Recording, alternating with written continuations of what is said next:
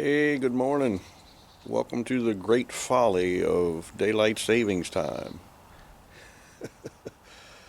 Man's laughable, feeble attempt to pretend to make daylight last longer in the day.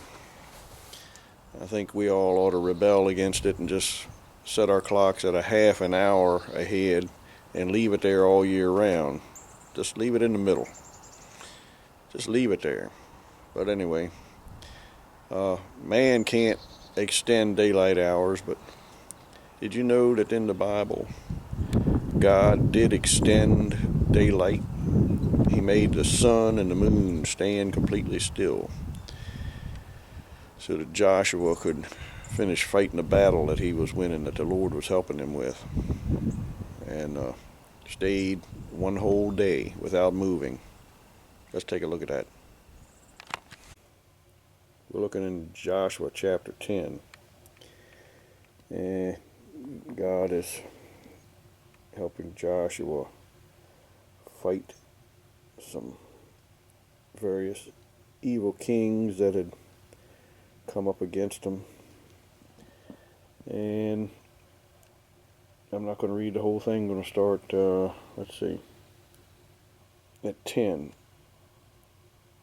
And the Lord discomfited them before Israel, and slew them with a great slaughter at Gibeon, and chased them along the way that goeth up to Bethhoron, and smote them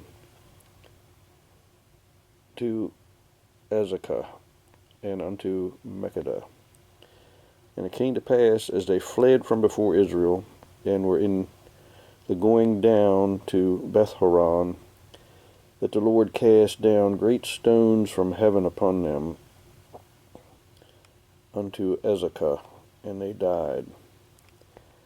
And they were more which died with hailstones than from the children of Israel slew with the sword, than they whom the children of Israel slew with the sword.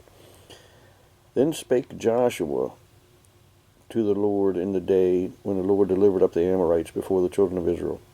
And he said in the sight of Israel, Sun, stand thou still upon Gibeon, and thou moon in the valley of Ajalon.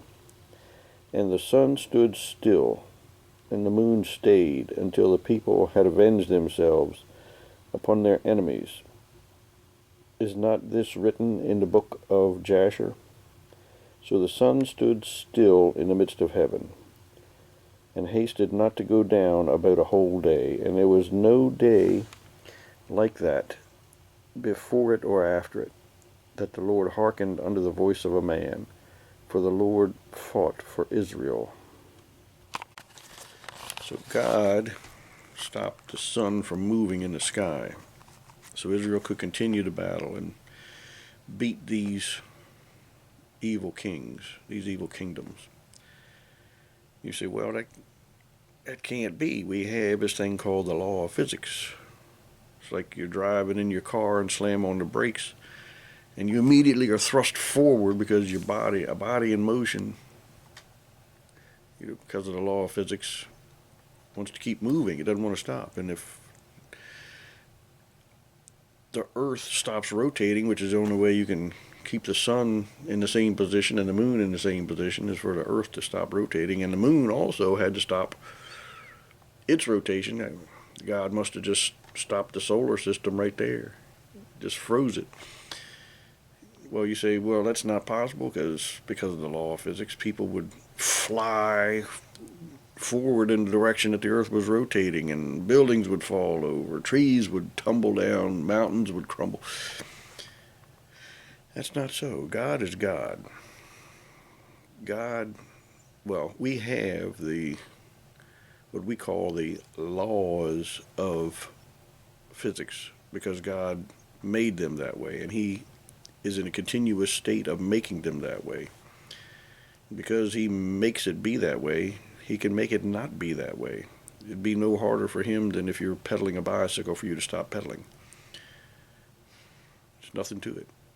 God can do great, wondrous works like that.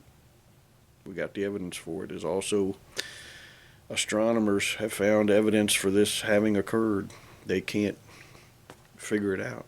I don't know how they can read back and see this kind of thing, but astronomers have found that there is a strange anomaly that shows that we're missing a day somehow. And there's another portion of the Bible which shows God did it the other way. He had to advance the sun an hour. I don't know, it's a lot of miraculous things, but that's real daylight savings time. That was actually daylight savings time. God came up with it, and he did the real thing. We're just pretending. Just thought y'all might find that interesting this morning. I forgot to put my tooth in. I had a nice tooth. But anyway, it don't matter. We'll catch you later. See ya.